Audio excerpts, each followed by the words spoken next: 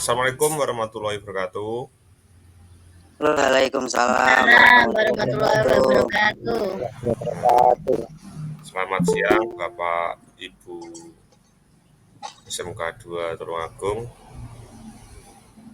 Ya, hari ini saya akan menyampaikan destinasinya tentang budaya positif. Mungkin yang nanti bisa diterapkan lah di sekolahan kita bersama. Ini bisa saya mulai ya. Saya share screen.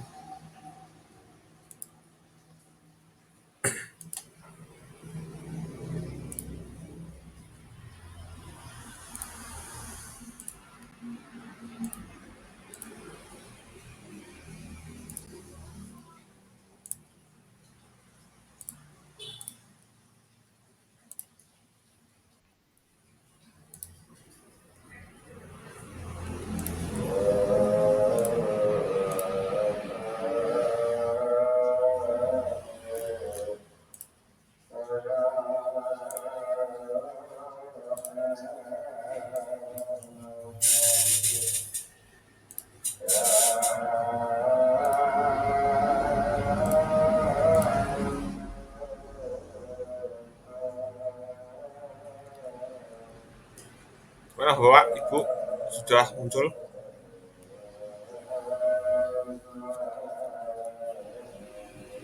Sudah, Pak.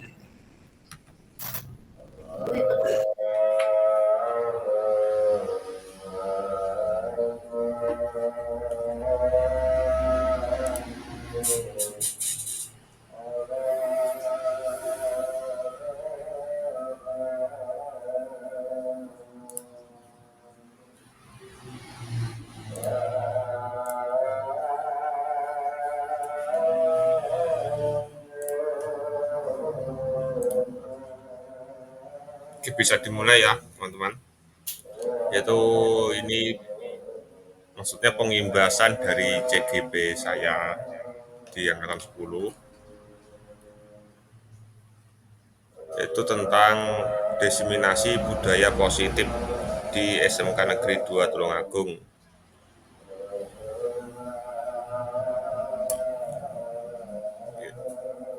Itu yang pertama gini, ini ada budaya positif, itu ada 6, yang sebagai seorang guru yang baik harus memiliki kemampuan dalam mewujudkan budaya positif di sekolah.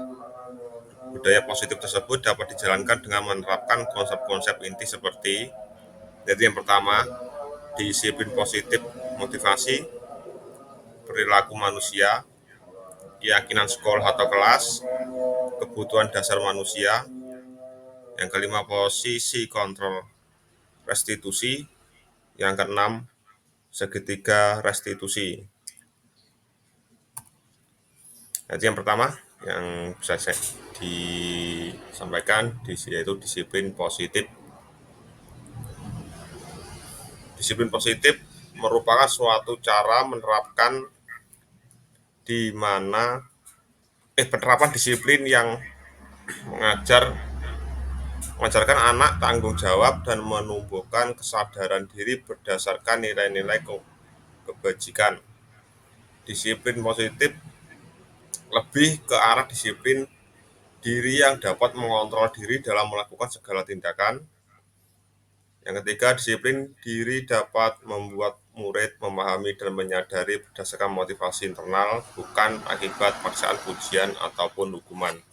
Nah, jadi intinya gini, kita sebagai guru kalau bisa pada penerapan di SMK 2 Tulungagung itu menerapkan disiplin positif, di mana siswa itu diajarkan mereka harus sadar pentingnya disiplin tanpa embel-embel ketakutan atau paksaan atau meminta pujian atau cuma untuk menghindari hukuman. Jadi selama ini yang kita lihat yaitu siswa itu banyak seolah-olah disiplin tapi ternyata tidak disiplin. Jadi itu karena mereka mungkin terpaksa, mungkin ingin dapat pujian saja, atau mereka cuma menghindar dari hukuman. Kita harus bisa lah menyadari menyadarkan mereka. Itu. Nah, di sini ada 6 karakter dalam profil pelajar Pancasila. Yaitu yang pertama, beriman dan bertakwa kepada Tuhan Yang Maha Esa dan berakhlak mulia. Yang kedua, mandiri. Yang ketiga, kebinekaan global. Yang keempat, gotong royong. Yang kelima, kreatif. Yang keenam, bernalar kritis. Jadi tadi budaya positifnya itu kita apa namanya, cantumkan 6 karakter profil pelajar Pancasila yang ini. Seperti itu. Untuk selanjutnya, motivasi yang kedua, motivasi perilaku manusia. Itu motivasi perilaku manusia itu ada 3. Yang pertama, untuk menghindar dari ketidaknyamanan atau hukuman. Yang kedua, untuk mendapatkan imbalan atau penghargaan dari orang lain. Yang ketiga, untuk menjadi orang yang mereka inginkan dan menghargai diri sendiri dengan nilai-nilai yang mereka percaya. Yang ketiga, keyakinan sekolah atau kelas. Ya, ini yang pertama, guru berperan dalam mewujudkan terbentuknya keyakinan sekolah atau kelas dengan adanya kesepakatan antara guru dan murid. Yang kedua, keyakinan sekolah atau kelas berupa pertanyaan-pertanyaan universal yang mudah diingat dan dipahami dan harus diterapkan di lingkungan sekolah. Seperti ini contoh untuk keyakinan kelas, yaitu seperti peraturan-peraturan yang dibuat. Ya, ini ada saya ambil dari keyakinan kelas, saya ambil, yaitu dari SMP ini ya, dari kelas Bu Dewi. Itu bisa dibaca. Yang salah satu keyakinan kelasnya ada tepat waktu dan aktif di kelas, yaitu tepat waktu dalam masuk kelas, terus aktif dalam pembelajaran. Itu untuk keyakinan kelas. Terus ada lagi tidak ribut saat pelajaran, seperti itu, ada sebagainya. Itu untuk keyakinan kelas dan sekolah. Terus yang selanjutnya, kebutuhan dasar manusia. Nah, ini ada sebuah pernyataan, ketika seorang murid melakukan suatu perbuatan yang bertentangan dengan nilai-nilai kebajikan atau melanggar peraturan, hal sebenarnya dikarenakan mereka gagal memenuhi kebutuhan dasar mereka. Tadi kebutuhan dasar ada beberapa ini. Kebutuhan dasar manusia itu ada 5, bertahan hidup, kasih sayang dan rasa terima. Yang ketiga, penguasaan. Yang keempat, kebebasan. Yang kelima, kesenangan. Di sini ada studi kasus Ibu Retno, guru wali kelas 12 TK1, sedang bingung menghadapi ulah salah satu murid di kelasnya, yaitu Roni. Beberapa telah mengeluhkan Roni yang seringkali anak ini meminta bekal makanan siang mereka dengan paksa. Jika Anda menghadapi situasi seperti Ibu Retno, apa yang akan Anda lakukan? Menurut Anda, kira-kira apa yang alasan Roni melakukan hal ini? Ya. Alasan pertama kenapa Roni meminta bekal teman-temannya secara paksa, itu yang pertama, karena ia lapar dan orang tuanya membawakannya bekal makan siang dengan ini membawa bekal dengan makanan tetap sama setiap hari, mungkin bosan gitu. Maka kebutuhan dasar yang sedang berusaha dipenuhi Roni adalah kebutuhan untuk bertahan hidup. Nah, ini dia merasa lapar, makanya dia butuh gimana caranya dia bertahan hidup untuk makan dengan cara memalak atau meminta bekal dari temannya. Terus alasan yang kedua, karena dia merasa senang. Oh iya Pak Yogi, gimana?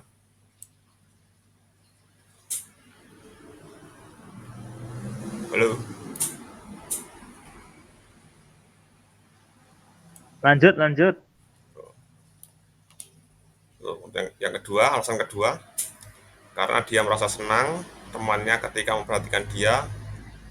Jadi temannya melaporkan tindakannya itu pada gurunya dan gurunya memberitahu orang tuanya sehingga orang tuanya jadi memperhatikan dia. Maka kebutuhan dasar yang sedang dipenuhi Roni adalah kebutuhan akan kasih sayang dan rasa terima. Jadi ini seolah-olah dia cuma ingin mencari perhatian dari orang tua dan orang sekitarnya.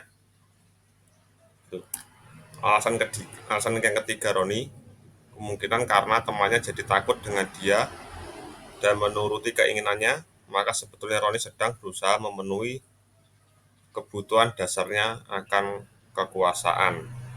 Nah, mungkin Ben.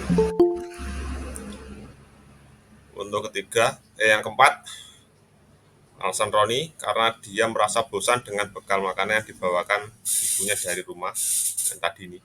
Karena ibunya selalu membawakan makanan yang sama, oleh karena itu dia ingin mencoba makanan beraneka ragam, maka Roni sedang berusaha memenuhi kebutuhannya akan kebebasan. Jadi dia itu pinginnya makan setiap hari ganti, mungkin gitu. Itu yang alasan kelima, karena ia melakukan karena iseng saja dan ia menikmati ekspresi wajah teman-temannya yang kesal karena diambil makanannya dan menurut dia ekspresi teman-temannya itu lucu. Maka berarti Roni sedang berusaha memenuhi kebutuhan akan kesenangan. Jadi setiap kasus yang terjadi di kelas atau waktu kita ngajar itu kan berbagai macam. Kita harus mencari tahu dulu ini masuk di bagian kebutuhan mana anak ini melakukan itu dengan cara-cara dengan dicari tahu alasannya apa, diberi pertanyaan-pertanyaan kebajikan nanti akan diberi contoh di setelah slide selanjutnya ini. Itu di posisi kontrol. Selanjutnya posisi kontrol restitusi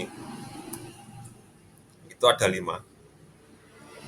Jadi yang pertama guru sebagai penghukum, guru sebagai pembuat rasa bermasalah, yang ketiga guru sebagai teman, yang keempat guru sebagai pemantau, yang kelima guru sebagai manajer. Nah inilah 5 posisi kontrol yang dibutuhkan atau harus dilakukan guru sebelum menangani sebuah kasus. Gitu. Ini ada 5 posisi kontrolnya. Di sini saya akan sampaikan lanjut saja dari kelima ini yang menurut saya paling tepat digunakan guru, yaitu sebagai posisi manajer. Ya. Dengan seperti contoh ini guru berbuat sebagai manajer ya, mengajukan pertanyaan-pertanyaan. Contoh kata-katanya itu apa yang kita yakini, apa yang kau kerjakan untuk memperbaiki masalah ini, menguatkan pribadinya. Terus murid meletakkan dirinya sebagai individu yang positif dalam dunia berkualitas. Bagaimana cara saya bisa memperbaiki keadaan, mengevaluasi diri, bagaimana cara memperbaiki diri. Jadi seolah-olah itu anak kita dimanipulasi bagaimana cara mereka memperbaiki atau dicari mereka biar sadar. Setelah mereka sadar diberitahu bagaimana cara mereka atau dicari informasi bagaimana cara mereka harus menyelesaikan permasalahan tadi. Terus mereka juga harus bertanggung jawab dengan seolah-olah mereka pribadi sendiri yang merasa menyesal seperti itu. Nah, di sini di antara kelima posisi kontrol tersebut sebaiknya seorang guru menggunakan posisi kontrol sebagai manajer. Selain itu, posisi manajer mengacu pada restitusi yang dapat menjadikan murid sebagai manajer bagi dirinya sendiri sehingga dapat tercipta identitas positif pada diri murid. Sebagai manajer, guru dapat berbuat sesuatu bersama murid mempersilahkan murid bertanggung jawab dan mendukung murid agar dapat menemukan solusinya. Terus selanjutnya itu segitiga restitusi. Seperti ini gambar dari segitiga restitusi. Yaitu yang pertama menstabilkan identitas, yang kedua validasi tindakan yang salah, yang ketiga menanyakan keyakinan. Di sini untuk menstabilkan identitas dilakukan berdasarkan prinsip bahwa membuat kesalahan adalah bagian dari proses pembelajaran yang nantinya akan menggeser identitas gagal ke arah identitas sukses. Stabilkan identitas, berbuat salah itu hal yang manusiawi, tidak. Yang kedua, manusia yang sempurna tidak. Kita pasti bisa menyelesaikan permasalahan ini. Bapak atau ibu tidak tertarik untuk mencari tahu siapa yang benar, siapa yang salah. Bapak ibu lebih tertarik untuk menyelesaikan masalah. Kalau kamu menyalahkan dirimu sendiri terus-menerus, apa kamu bersikap baik pada dirimu sendiri? Terus yang selanjutnya, validasi tindakan yang salah. Validasi tindakan yang salah dilakukan berdasarkan prinsip bahwa setiap perilaku berupaya memenuhi suatu kebutuhan tertentu, sehingga guru atau orang tua akan bergeser dari pemikiran stimulus respon menjadi proaktif, serta akan lebih mengenali dan mengakui kebutuhan murid atau anak. Selanjutnya, kamu kamu pasti punya alasan mengapa melakukannya. Ini maksudnya sebagai ada kasus, misalkan contoh tadi Roni yang mau makan atau meminta makanan temannya, itu kita sebagai guru tidak boleh langsung menjudge atau langsung menghukum anak itu, tidak boleh. Jadi harus ada tindakan sebagai manajer tadi dengan kalimat yang positif untuk ditanyakan.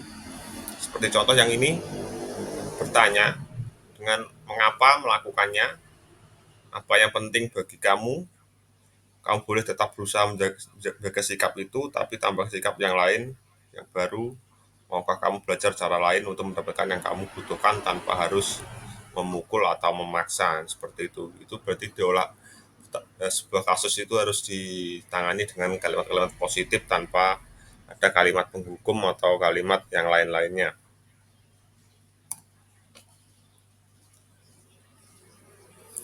Terus menanyakan keyakinan. Menanyakan keyakinan dilakukan dengan memberi pertanyaan-pertanyaan bermakna kepada murid atau anak untuk memunculkan motivasi secara intrinsik sehingga mampu mengaitkan keyakinannya dengan tindakan yang salah. Menanyakan keyakinan, apa nilai yang kita percaya di sekolah kita, nilai-nilai apa yang telah kita sepakati, kelas yang ideal itu seperti apa sih, kamu ingin jadi anak seperti apa yang kamu rasakan ketika kamu melakukan itu.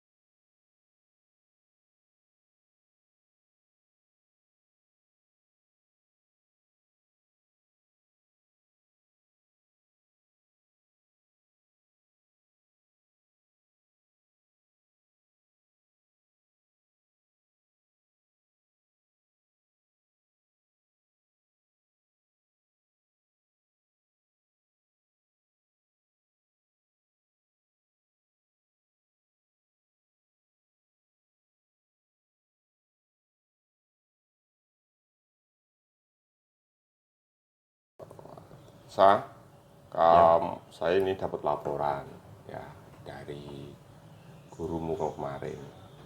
Kamu tahu enggak saya panggil ke sini karena kenapa? Tidak. Saya tidak tahu itu gimana. Ya. Kemarin tuh saya dapat laporan bahwanya kamu itu tidak masuk kelas waktu pelajaran praktikum. Coba kamu jelaskan ke saya itu kenapa kamu tidak masuk di jam pelajaran itu. Karena saya belum mengerjakan tugas, Pak. Terus kenapa kau tidak berani masuk? Karena takut dimarahi guru mapel tersebut. Tapi kamu tahu ya, itu tindakanmu benar apa salah? Iya, Pak, tahu. Kenapa? Salah kan? Salah, ya. Salah. Seharusnya kamu, walaupun kamu belum mengerjakan, tetap masuk. Iya. Ya, karena itu kan sudah ada, kamu sudah melakukan itu, kamu juga harus berani bertanggung jawab. Iya. Ya, Iya. kemarin gurumu datang ke saya marah-marah. Nah, itu bilang juga kamu biasanya itu tidak pernah seperti itu. Alasanmu kenapa kok belum mengerjakan kemarin tugasnya itu? Karena banyak tugas lainnya, Pak. Jadi belum sempat mengerjakan tugas itu. Nah, seharusnya kamu bisa membagi waktu. Iya. Ya, waktunya itu dibagi. Makanya harus ada pekerjaan, dikerjakan langsung, jangan sampai numpuk-numpuk seperti itu ya. Iya. Oke, gini, nanti kamu ketemu gurumu, minta maaf gurumu, Iya. kamu kerjakan juga. Iya. Tanya juga nanti deadline-nya jam berapa harus dikerjakan, nanti akan berpengaruh juga. Walaupun absensimu tertib, tidak pernah bolos, tapi ini ada catatan kamu tidak masuk kelas di jam pelajaran, itu kamu harus tahu ya. Setelah ini kamu lakukan apa nanti? Mengerjakan tugas itu, Pak. Terus? Dan meminta maaf kepada guru mapel tersebut. Ya. Terus jangan diulangi lagi. Iya, Pak. Ya.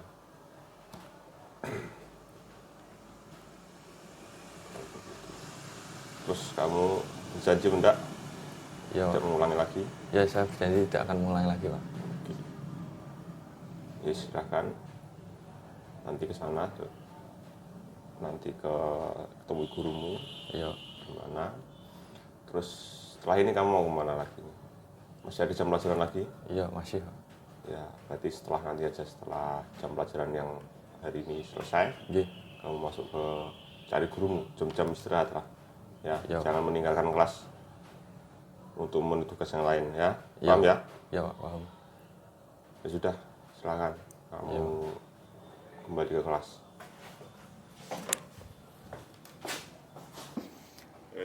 Assalamualaikum warahmatullahi wabarakatuh. Perkenalkan, nama saya Fasarangga Adidharma dari kelas 10 TKR 1. Saya berterima kasih kepada Pak Ferry karena tidak memarahi saya dan mengajak berdiskusi tentang masalah tersebut. Dan Pak Ferry mengingatkan saya agar tidak melakukan tindakan tersebut lagi. Sekian dari saya, terima kasih. Wassalamualaikum warahmatullahi wabarakatuh.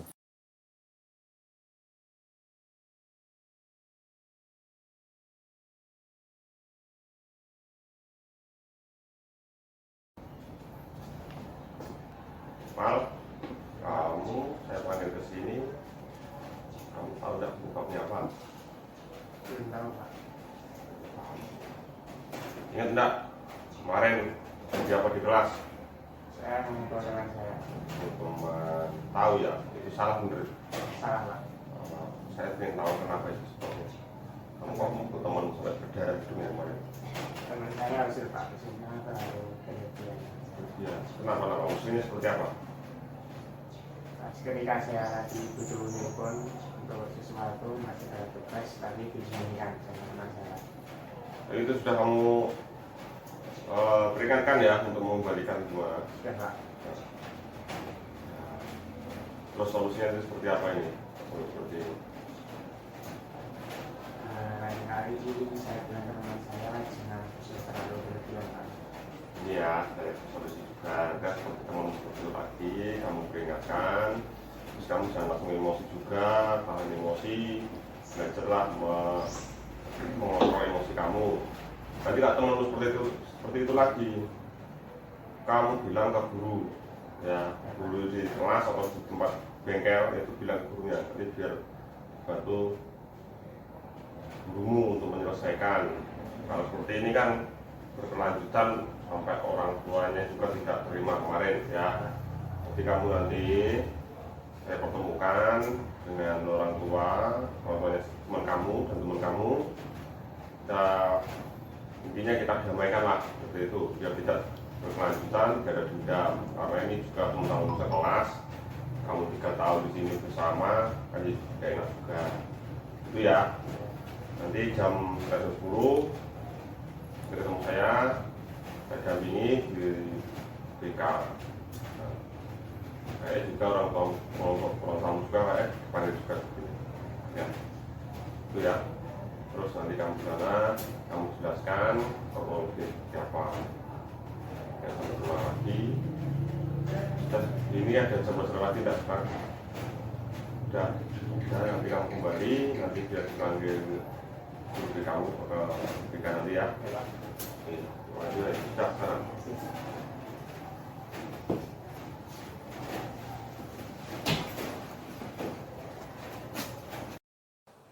Assalamualaikum warahmatullahi wabarakatuh. Perkenalkan, nama saya Tigri Akmal Najasi dari kelas 10 TKR 1. Saya di sini berterima kasih kepada Pak Ferry karena telah membantu menyelesaikan masalah saya dengan teman saya dengan tidak langsung menghakimi, mencari solusi dan menyelesaikan masalahnya secara damai. Terima kasih. Wassalamualaikum warahmatullahi wabarakatuh.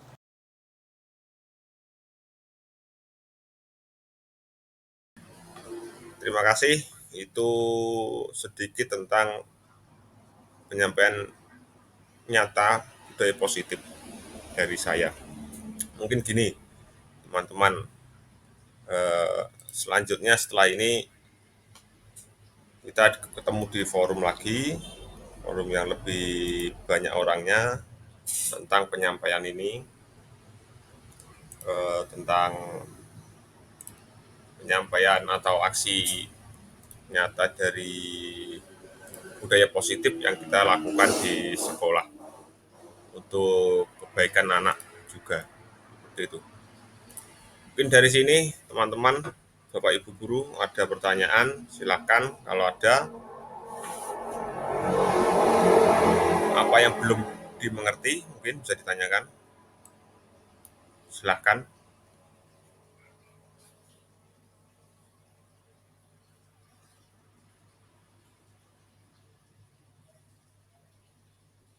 Sudah ada? Atau pas atau gimana?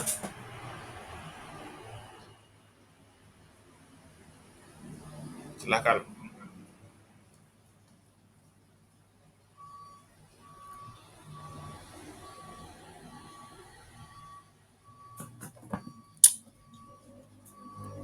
Nah, saya carikan ya sekarang. Ini ada sebuah video kemarin yang saya buat, bisa dilihat nanti di YouTube saya. Itu sebagai bahasa apa ya? Contoh sedikit dari tentang penanganan sebuah masalah yang terjadi di anak dengan diselesaikan secara manajer, tidak dihukum anak itu ya.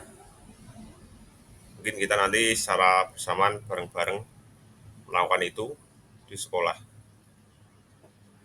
Mungkin sudah cukup teman-teman untuk pertemuan hari ini. Halo. Insya Allah cukup. Sudah ya, terima kasih atas waktunya. Ya, kita bertemu lagi di secara offline. Kita kumpul lagi bersama-sama tentang membedah kasus ini. Oke, terima kasih. Wassalamualaikum warahmatullahi wabarakatuh. Waalaikumsalam. Warahmatullahi wabarakatuh. Makan siang. Makan siang Bapak-bapak dan Ibu sekalian. Oke.